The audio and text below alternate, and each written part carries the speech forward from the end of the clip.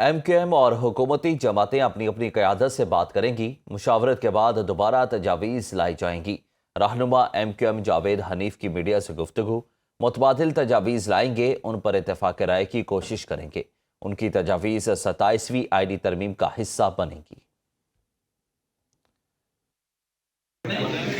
تو یہ ہوا ہے کہ لیڈرشپ کو ہم بھی اپنی لیڈرشپ کو ریورٹ کر رہے ہیں، وہ بھی اپنی لیڈرشپ کو ریورٹ کر رہے ہیں۔ ہم نے یہ کہا ہے جس چیز پہ آپ کو آبجیکشن ہے اس کا کاؤنٹر پروپوزل لے کے آئیں گے۔ آپ یہ کاؤنٹر پروپوزل لے کے آئیں گے، ہم بھی اپنا کاؤنٹر پروپوزل ڈیولپ کریں گے اور بیٹھ کے بن سکے اس کو ڈسکس کریں گے اور کنسنسس ڈیولپ کرنے کی کوشش کریں گے۔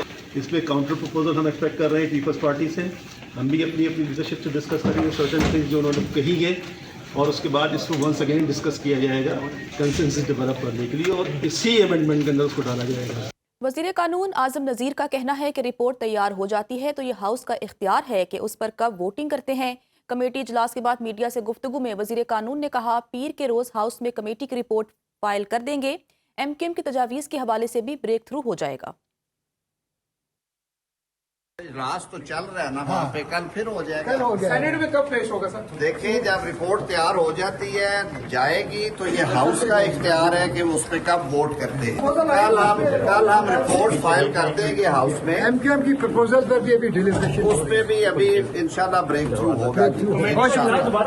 کمیٹی اب ختم ہوگی یا اجلاس دوبارہ ہوگا؟ جی کمیٹی ختم ہوگی، اب رپورٹ چلی جائے گی، کل داخل کر دی جائے گی۔ مجوزہ 27ویں آئینی ترمیم کا مسودہ آج سینٹ میں پیش کیا جائے گا۔ 27ویں آئینی ترمیم پر قائمہ کمیٹی قانون و انصاف کی رپورٹ پیش کی جائے گی۔ سینیٹر فاروق ایچ نائک 27ویں آئینی ترمیم سے متعلق قائمہ کمیٹی کی رپورٹ پیش کریں گے۔ وزیر قانون ایوان میں ترمیمی بل منظوری کے لیے پیش کریں گے۔ گزشتہ روز سینٹ اور قومی اسمبلی کی مشترکہ پارلیمانی کمیٹی برائے قانون و انصاف نے مجوزہ آئینی ترمیم کا ڈرافٹ منظور کرتے ہوئے شکوار 49 ترامیم کی منظوری دی۔ عامر بلوچ کی رپورٹ دیکھیے۔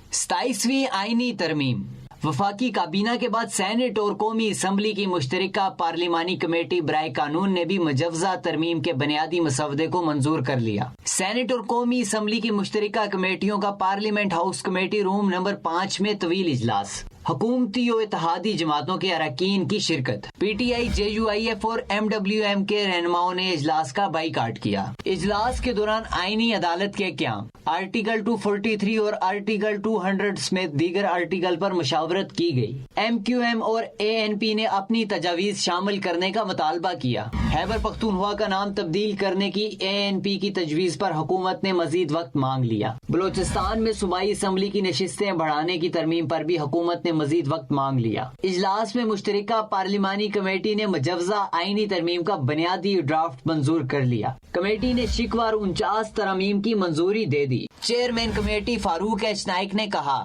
کچھ ترامیم ہوئیں، کچھ ترامیم کا اختیار مجھے اور وزیر قانون کو کمیٹی نے دیا ہے۔ امینڈمنٹس کی گئی ہیں، ان امینڈمنٹس کے ساتھ تمام کہتے ہیں کہ جو بل تھا اس کو منظور کر لیا ہے۔ ایک تو کلازٹ کے اوپر مجھے اور لا منسٹر صاحب کو اختیار دیا گیا ہے کہ آپ اس کے اندر کوئی چینج کرنا چاہیں تو کر سکیں۔